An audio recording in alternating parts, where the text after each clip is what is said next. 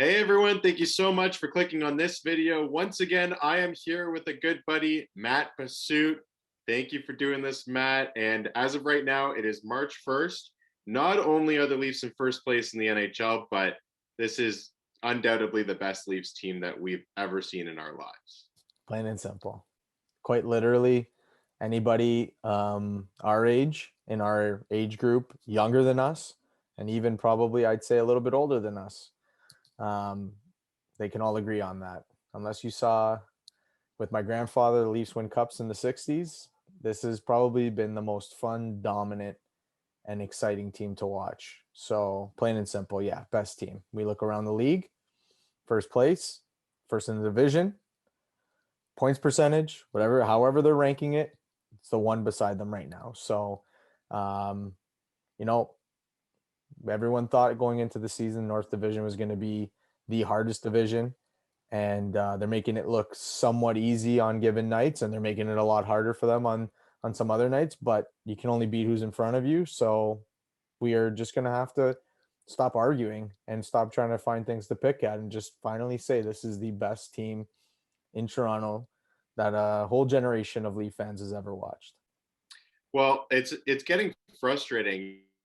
You made a good point that leading into this season, the North Division was regarded as one of the toughest. I know, obviously, I don't know what they call it now, the East Division, the old Metro with Yeah, Washington, with Pittsburgh, Boston. Like, yeah. that's obviously a very difficult one, but they were regarding the North Division very difficult. And then now that the Leafs are doing so well, everyone's saying it's because, oh, they're against only the Canadian teams. They're easy competition. They're not going up against the Tampas, the Bostons, and that's like the main point as to why the Leafs aren't the best team in the NHL, but I'd like to dispute that. I know you do too.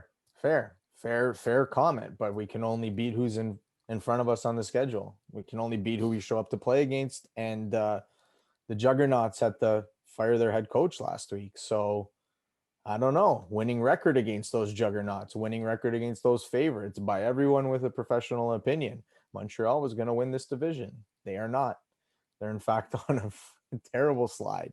Mm-hmm. And the Leafs have definitely had their bad games. That first loss to Ottawa, we said it before in the previous video, cliche. Cannot wait to watch the Amazon documentary for that game, because that was a cliche all over it. They're going to outwork you, yada, yada, yada, yada. The other loss to Ottawa, another cliche thing for the Leafs, especially up 4-1, up 5-1. Sorry. Mm-hmm. Take it a step further now. And still, first in the division, winning records against every team. We're now tied with Ottawa with 2-2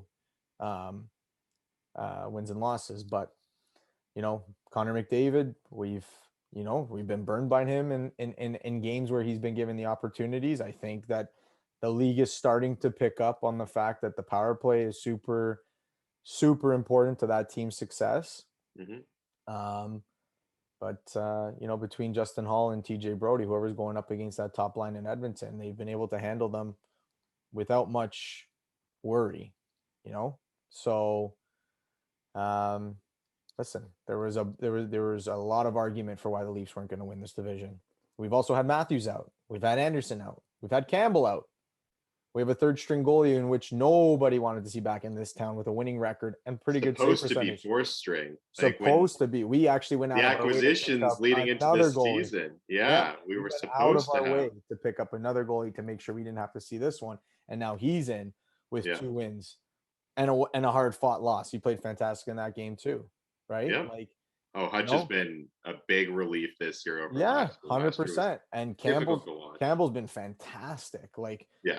I the fact that he's a backup just speaks to the volumes of the work that Dubas has done here. But Simmons gets hot, gets hurt. Jumbo's getting going with the top line, gets hurt, in and out. We lose Hyman for a game. Like Nylander controversy. He scores the next 3 goals for the Leafs right away, ties it, wins it, starts the game hot again. Like, it's just like there's something about being in this town. There's something about being a fan of this team, the media in this city, and the fans' willingness to go along with all the little nitpicking bullshit problems that we have here and ride with it. But in reality, we want to look back and you want to take a look at what we were watching 2, 3, 5, 10 years ago, I have no idea what the hell half the people are talking about here. No idea. I mean, like you said, we don't seem to have any glaring issues as far as depth goes, considering we've had so many injuries. And whereas other teams in the North Division or the rest of the NHL for that matter, if they had the injuries that the Leafs have had this year, I'm Yeah. sure that they wouldn't be No. maintaining the same points percentage, no matter what division they're in, that the No. Leafs have maintained. I mean, anytime you lose your starting 2 goalies, you're looking at a situation where you're probably going to go on a bit of a schneid, and we haven't had that. Your number 1 goal scorer. I mean, looking at Edmonton, if they lose McDavid or Draisaitl, Yeah, there's literally nothing there. Yeah. Montreal, this supposed juggernaut that you mentioned, I mean, their first or second line center and Philip Deneau's gone a full calendar year without a goal. Yep. I mean, what happens if they get some scoring? And future Team Canada fourth line center after 1 week in the NHL, Nick Suzuki. He's a rookie. I have nothing against Nick Suzuki. If he was a prospect on this team or if he was a player on this team, I would be thrilled to have him. Mm-hmm. But you just see the eagerness from the media to really hype up around and outside of this city. And I'm not sure why that is. I'm not sure if they deserve an opinion anymore, because there's a lot of quick judgment calls going on, and they seem to be awfully wrong, and they also just seem to be awfully out of spite of watching this team play so well. So I'm not really sure what it is.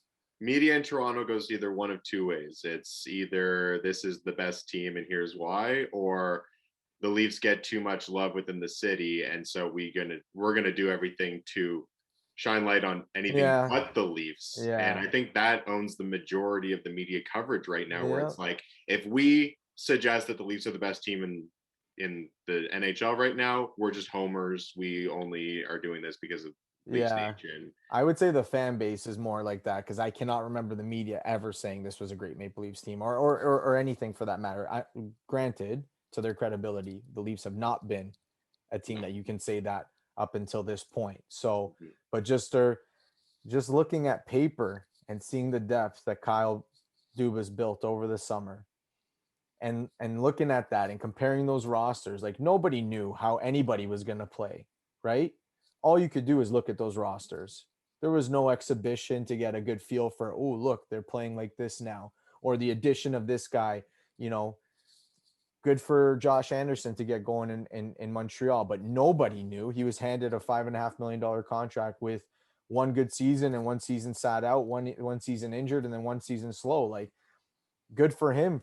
God bless him and his career and his success as a professional hockey player. But looking at the teams on paper and still overlooking the fact that they added Thornton. In fact, some writers said that Thornton was a bad addition because he was coming from this nonchalant cultural environment, and the Leafs were too nonchalant to begin with.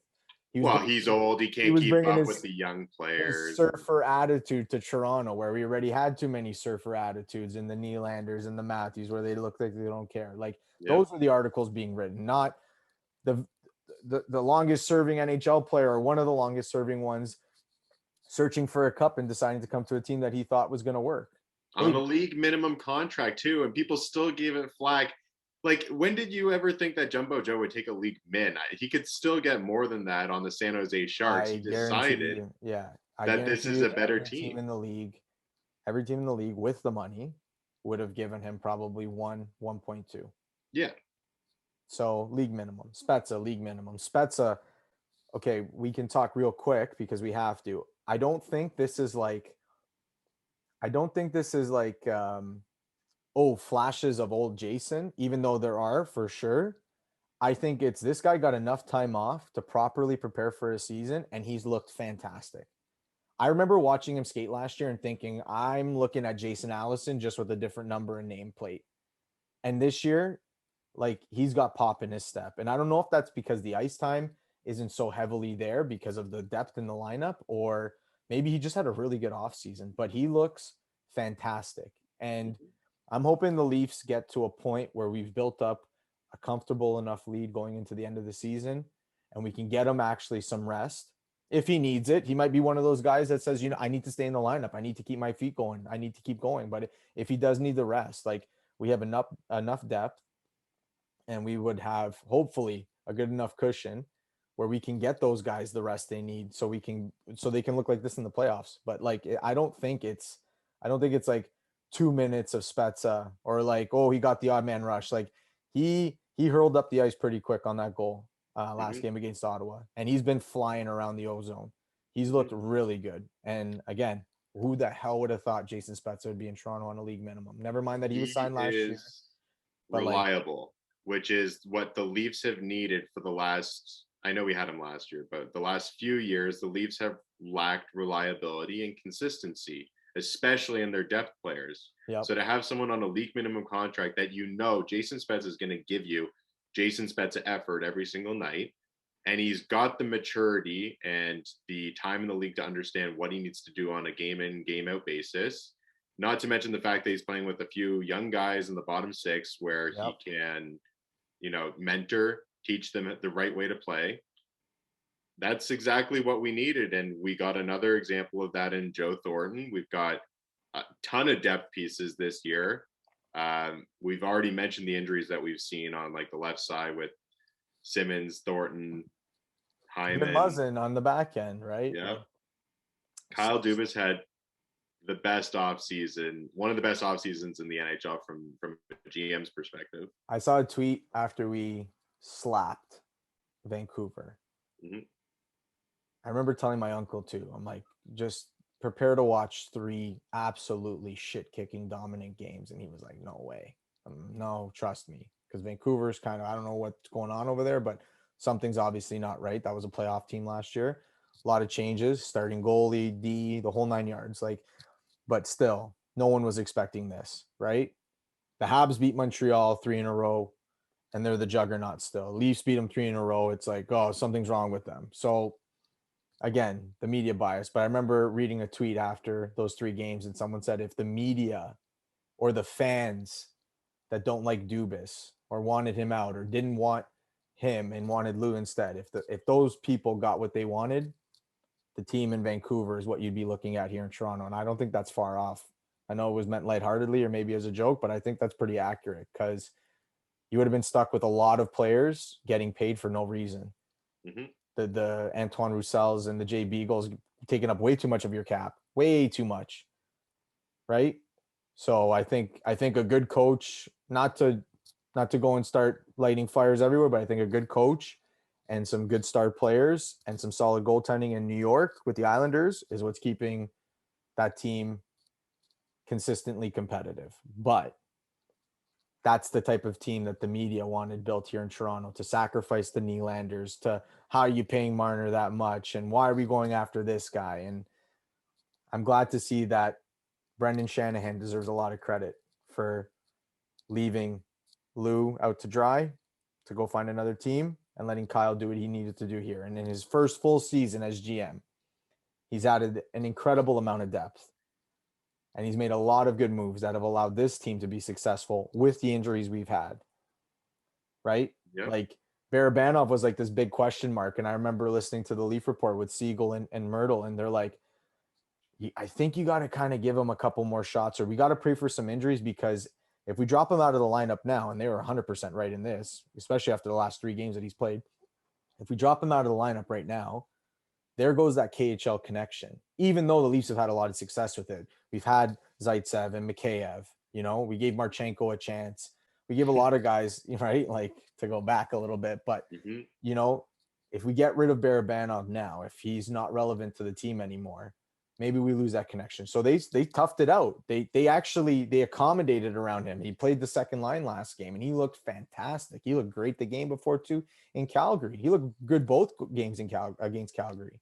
He's also put on the second line where he can Fair. shine a little bit more. Yeah, but like to quit on a guy moving over here, like I would say that him and VC were probably the most, that's a body on the ice right now type of players. The first, literally up until the last 3 games, and VC's still consistently that guy. VC started on the second line with Nylander to start the season, right? Mm-hmm. And Tavares. Yep. So he had his shot.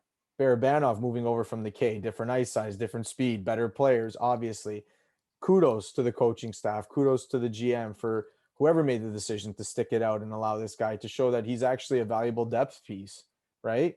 Dennis Malgin, we picked up last year because he played in Switzerland with Matthews. I don't think he looked ever as good as as Barabanov has the last 3 games. Granted, it's only 3 games, but Malgin had almost the second half season as a body of work, did not look as good as Barabanov's looked these 3 games. So credit, like we got to give credit here where it's due. Like Yeah, and Dubas and his, Dubas's philosophy, you hear him a lot. Obviously, this is going back about a year, but his philosophy is internal competition. yeah, He loves it, yeah, and so I think that a big part of his off season was trying to get too many good players. And obviously, you can't have too many good players. Every team wants that, but he did it to perfection. Where I don't think Barabanov would be performing as well as he's done in the last couple of games if he hadn't been kicked out of the lineup a few times this year because we have too much depth. And if he has a yeah, bad game, well, sorry, you're sitting the next one. This guy's yeah, coming in. yeah, Jimmy Vesey, like you said, start on the second line, going down to the fourth. Like he knows his job is in jeopardy right now, especially yeah. if the Leafs look to make a move at the deadline. A defensive end, Travis Dermott knows he can't really take a night off because as soon as he does, we're Nico throwing Letnin Letnin looks back in the good. Yeah, roster. yeah. Or if Sandin comes back, maybe he gets a shot. Like Yeah, I love that. Joey Anderson's love it. waiting around. Robertson's waiting around. You Yep. know, that third Simmons is line still out. Once he comes in, when whose Simmons, spot is out? You know? yeah, yeah. Is it going to catch up to Mikheyev now? He works his bag off and he's all over the ice, but he's got those opportunities when those pucks should be in the net. That's what we're expecting. He tried to take this team to arbitration and claim a little bit of too much money after 38 games in the NHL last year.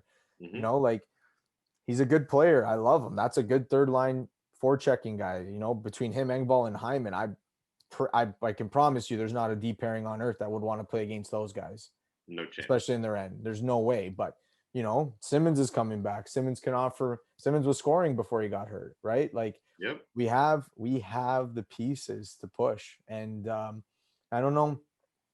Maybe I mentioned this last time we talked, or one of the other times we talked, but Dubas mentioned before the season that that he noticed both in the Sioux and with the Marlies, the one thing that he always put off in his building was bringing in the guys that need to win. And I remember messaging you saying, I'm uncomfortable with the pattern that's going on in the NHL right now, where you have to be a top team in the league, fail in the playoffs, only to win the cup after. And I think the one thing that would circumvent that cookie cutter pattern that I've built up in my head a little bit too much is the fact that we have a lot of guys that need to win. We have a lot of veteran guys that either know how to win. We have Muzz and Bogosian who have won cups, Mm-hmm. right? But we also have that they want to win again. We have Jumbo, hasn't touched one. We have Spezza, hasn't Yes. touched one. We have Simmons, hasn't touched one. These are veteran guys that have that little bit more of desperation than the young guys, or can Mm-hmm. at least have them feed off it, where it's like, I don't have 10 years left. I don't have 12 years left like some of you guys. I don't even have 3 years left like some of you guys. I need it now, Mm-hmm. right? And I think that's the one thing that keeps me a little bit giddy about we can finish first and still be successful in the playoffs, because we got guys here that are going to drive this team forward, whether the core of the team likes it or not. And I think they all do. I really do. I Well, really I do think that we have gone through a bit of that adversity that you're talking about. I know, obviously, the cookie cutter example is a team that goes far, makes it to either the conference finals or the yeah, finals and loses, and then comes back to like the Pittsburgh Penguins in '08 losing to Detroit just to come back in '09 and win it. yeah, But it's not like Matthews, Marner, Nylander, this core is brand new to the league and they don't know how to lose either. They've no, gone through, albeit only round ones, but some terrible, terrible playoff losses that I can guarantee they don't want to go through anymore. They're gaining the maturity to understand how to play in the playoffs. That's going to differentiate this team from a team that's bound to lose in the first round. And I know that obviously we're coming off a season last year where we didn't even technically make the playoffs, but that's yeah, only more fuel to the fire where this is a team that is starting to understand. The young core is starting to understand that we need to do something different come playoff time if we want to see any success. And you yeah, already mentioned it. I mean, the guys, they love Spezza, they love Thornton. There hasn't been enough press. No, I'm kidding. There's way too much press on how much they love those guys. I mean, Matthews and Thornton are already best buddies. They talk about vintage Spezza all the time. They want those guys to win, Yeah. and they're going to do whatever it takes come playoff time. So hopefully we don't see the same cookie cutter recycled storyline, but I think this would be one of the first times in probably the last decade, because in the last decade plus, we're looking at the dynasties of the Pens, Blackhawks, and Kings. We're looking at Ovi finally grabbing one. We're looking at Tampa grab one. Well, the Lightning were so dominant for years. Same thing with Washington. We're looking at the St. Louis thing, right? Like, this would be one of the first times that a team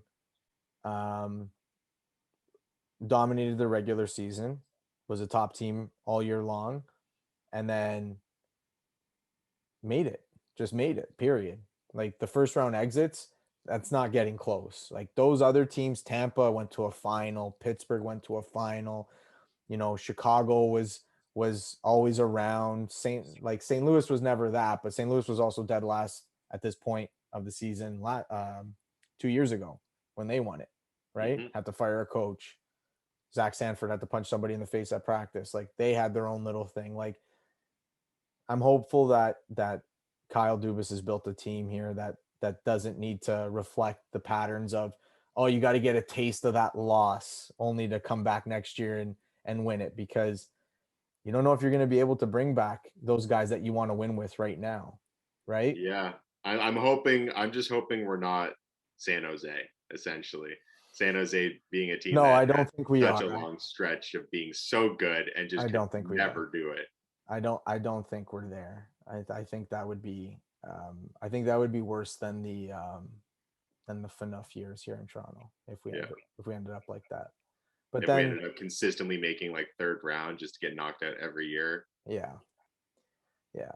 But now we have quickly what we have depth. What are we adding? Will we be the first team to make a run for the cup and hold on to our first overall pick, our first round pick?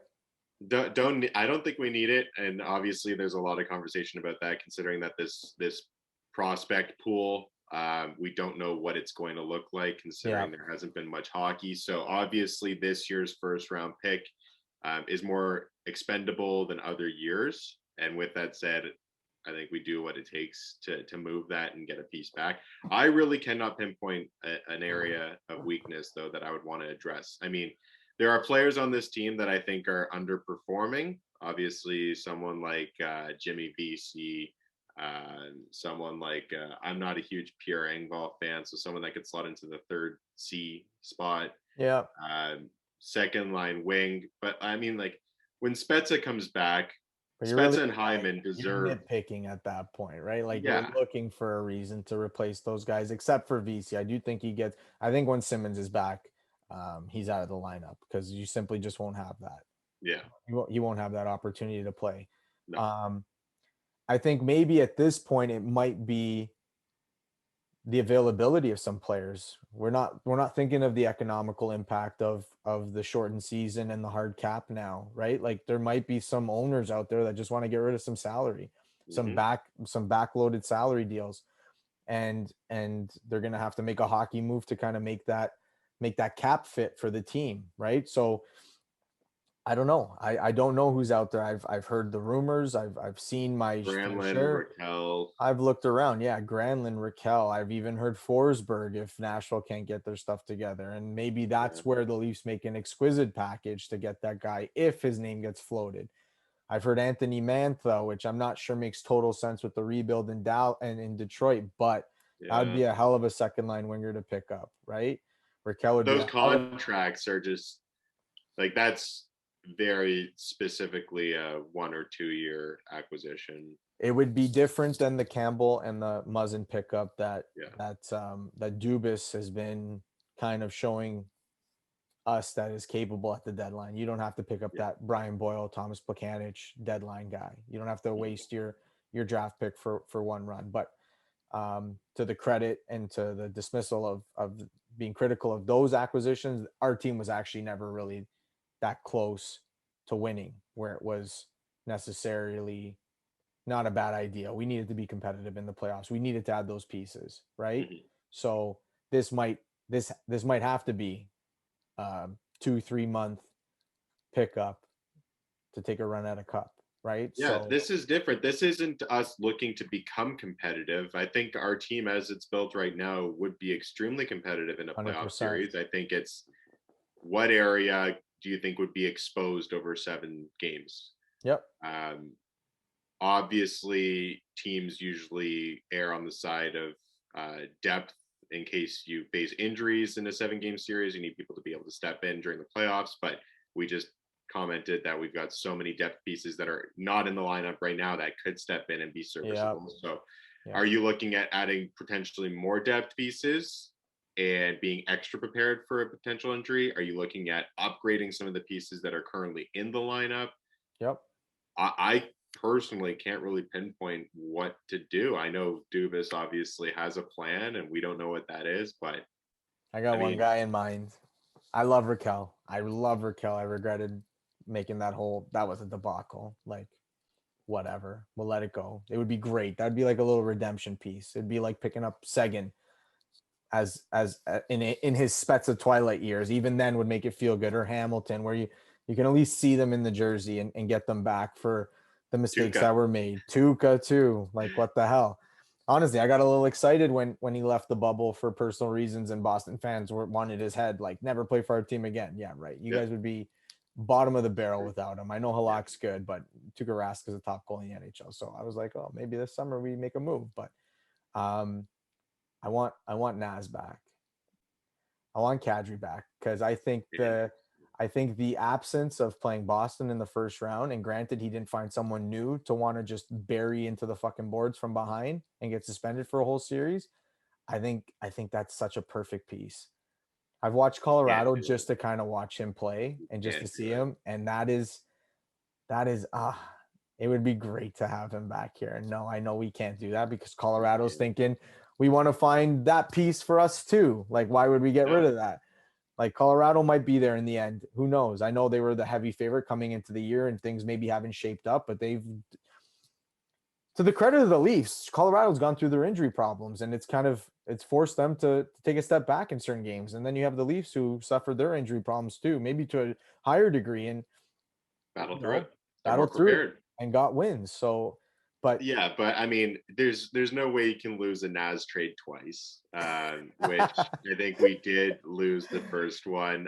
I know we Nas had didn't to lose go. it because I look at it as we lost it for 1 year, but we won it overall because I look at it as Yeah, okay, yes, it was. cap relief. We got Rosen back and we got Barry and we got Kerfoot, but we still have Kerfoot, we still have Rosen, and now we got Brody with the money that we let Barry go on. So Yeah. technically it was Brody, Kerfoot, and Cali Rosen for Kadri. And I think I think the way Brody's played, if it was Brody for Kadri, I think we'd all be happy. Oh yeah. Which So is allegedly what the trade was supposed to be before exactly he with Calgary. But nixed it. Yeah. yeah, there you go. So we ended up getting what we wanted. It was a year Plus later, Kerr. plus Kerfoot. Wow. Now that you mention it, we definitely We won kind of that won the deal. trade, right? You got to look at Wow. it in longevity, right? Yeah. I mean, Did nothing we was lose given Did to we us. lose it? Brody wasn't given to us when we made that deal, but in hindsight, it worked out Because really well. because we released a part of that deal, we were able to pay for him. So it worked. It Yeah. really worked out. Wow. Like, okay, Seguin got his cup in his rookie year in Boston, but now he's not there anymore, right? You got to look at what we took back. Okay, Kessel got his Kapanen. The first got us Anderson. We still have Anderson. Those guys are all over the place, right? Like, you got to look. I look at it a little bit longer because believe me, there are Rodion more. Amirov. There you go. Look how long that trade kind of stretched out for this As organization. long as that works out But for I us, know, but I think it will. from not having that pick to picking a player that, if you look at the 3 before he was taken and probably the 10 after he was taken, maybe the best talented player in the middle of that draft, Yeah. right? Yeah. Everyone was so. This is not the fucking NFL. You do not draft position based. I'm sorry. No. Braden Schneider might be a good NHL player, but if we passed up on that, we're looking back at the draft being like, hey, we might have gotten the next Luke Shen. Mm-hmm. To what extent? Giving up potentially another Russian superstar scoring wizard. Like, who knows? People also don't understand that the Leafs have been prioritizing defense in the last however many drafts. Like Well, it was given to if you Mark picked Hunter, up and then Braden Schneider, that's not someone that's joining our roster until no, years from now. And by no. that point, we'll have Sandin and Liljegren and all sorts of defensive congestion because we've been drafting like exclusively defensemen in the past few years. I think the most important thing, and this is going to run this conversation a little bit too long, but now that it's just come to my mind, it might be intentional, it might not be. But looking at Liljegren, when he finally steps into this lineup, because he's fully developed as a man, as a hockey player, and as a defenseman, we're gonna look back and be like, what a job. Kind of what they're doing with Galchenyuk, just in a smaller window. The Leafs, I think and I would hope, this is the way I'm seeing it right now. If they're drafting best player available 100%, but also drafting not to have to rush that draft pick into the lineup where they can fully develop as a hockey player before they come in, you're beating almost every other team in the league, because we've seen our fair share of young NHL players, especially defensemen, that can ruin their career pretty quick. You know, okay, Luke Shen finally got his Stanley Cup, but that was a top 5 pick in the NHL draft. I don't think he's ever looked. If I were to round off another 10 top 5 defensemen drafted in the first in the top 5, I don't think he would stack up to many of them. The Leafs were desperate for a defenseman. We were desperate for a right-handed defenseman. We threw him in the lineup. Did it work out? Of course it worked out. We got JVR. Right? But like, that's what I'm saying. Like, you can look at the deficiencies in your lineup. You need to approach that from an NHL standpoint. Your drafted players, we take for granted how special the McDavids and Matthews are, where they can step in and literally outproduce 95% of the league. Yep. Nico Hischier has needed his time to be to live up to being a first overall pick. Okay, you can look at that draft and be like, oh, you should have taken this guy instead of him and that. But maybe he caps out as a long-term better player. They're not the first overall pick or the first round pick doesn't necessarily mean they're all NHL ready. No, right? I mean, we're seeing that with Lafreniere. 100%. But I mean, that just goes to show that, I mean, Leafs development, player development is one of the best in the NHL. I mean, you're seeing it again with Liljegren. It's unfortunate what we saw with Sandin with the injury, but he should be playing top minutes with the Marlies right now and developing. We're seeing with Robertson, because when we've got injuries in our lineup and Robertson's healthy again, which I think he is now, we could have easily just stuck him back in the show, but that wouldn't be good for his development. No. And he's doing well right now with the Marlies, and he's getting that power play opportunity in those first line minutes, and he's playing against other teams' top D prospects. Like, he's getting his, it was really a no risk move to put him in the lineup last year. We needed him. We did. And he was flying in Peterborough.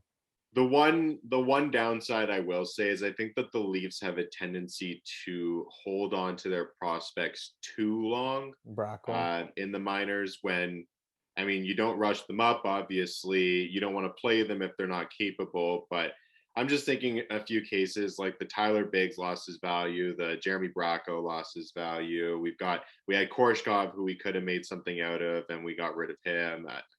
I just think that Mason Marchment, like, there's just so many where we held on to them for too long. They overstayed their value. We're seeing that, I think, now with someone like Brooks, who we've seen be able to be serviceable on the Leafs, but there's no time in the foreseeable future that we'll see him as a Leaf. You got to move him soon. I think you hold on to him for next year. We don't know. Travis Boyd, we don't have him obligated to be on this team past this summer, past the end of the season. If he wants to go in, if the Leafs make a deep run or they win a cup and he wants to run it back or take another swing at it, maybe he comes back and maybe he makes it work money-wise. But if he's looking out for his career and potentially making the most amount of money that he possibly can, maybe he takes off. There's where Brooks get his opportunity, right? So there is that. Like, yeah, I agree. The Bracco thing, even to move him, like, to hindsight 2020, he got released. We didn't sign him. Went to Carolina, got released there too. Like, that is a telltale of yeah. I'm not saying that we should have done something with them last year. I'm saying we should have done something with them probably like 3 years ago. Yeah. when he Yeah. was at his most value, but we knew that he wasn't really going to be. We already had Mitch and Willie. You can't add another Mitch and Willie with No, Bracco into the no, lineup. You no. get something else, And another then, piece. yeah, yeah, you're 100% right. You're 100% right. I think you got to kind of be able to tell. You got to find some. You got to, whether it's right or wrong. You got to pull at your crystal ball, and you got to make judgment calls on guys just for the asset purpose, right? So Hmm. you are right, because then Korshkov kind of he's going to turn into Galchenyuk, whatever we can make of him, which I Right. which I'm hopeful for. So that could be a good deal. But Marchment was for Malgin, and that seemed like a little bit of a Hail Mary play. You Hmm. know, and Bracco for free, right? So now that Bracco Dermott for Konechny deal, when the picks were swapped with Philly, and now Dermott for Konechny, which I still think works out. Dermott can top Hmm. out as a top 4D, and he looks good right now, and D take longer than forward, so maybe it still works. But at the time, it seems so much better because Bracco was seen as equal to Konechny on the value after that deal was done, Hmm. and especially when he was that power play wizard with the Marlies, it was like, oh, if he can do this up here, like we 100%, that was such a good move. And now, teams maybe saw him too much and realized that I don't think he's going to work in this league. Maybe that was the case. We exposed him a little too long, Right. and other teams noticed his value wasn't as great as once perceived, right? So, yeah, 100%. I don't think we have that many high profile guys left in the system, or at least with the Marlies right now. I look at that roster, and they're doing a really good job of finding guys that are done in the O, or the overagers in the O, giving them their shot here. Hmm. So they're filling out the roster well, and if you can hit on one of those guys, that's like a steal, right? Like you're hitting gold, and it doesn't have to be a superstar, just a serviceable player that undrafted, went through his OHL career, and maybe his peak is going to be in his 24, 25-year-old season, not his 22, 23-year-old season, right? So we're Hmm. giving those opportunities, but I would say limited for the Marlies, especially in the forwards aspect, limited on the amount of future Leaf prospects. Yeah, but I think your priorities for your minor league will shift depending on what the big club is doing. A couple Yeah. years ago, I think that the priority for the Marlies was to win the Calder Cup, which they were inevitably able to do. But Yep. now I think, I mean, no concern about winning a Calder. We're trying to win a Stanley. Um, let's take the players that should be in the next short while here playing with the big club, develop them as best as we can, surround them with players that are going to complement their skills. Like you said, get some overagers that can help develop their skill a little bit better. Don't necessarily worry about winning all the time. Yep. And hopefully these guys can make it in the big league, whereas some of the guys like a Jeremy Bracco weren't able to because they didn't have the surrounding cast that they needed. So 100%. we might be seeing a situation like that. Who knows? Let's hope. Awesome. Well, thanks, buddy. Thanks for hopping on. We'll do this again soon sometime. No problem. Thanks for having me, man. Of course.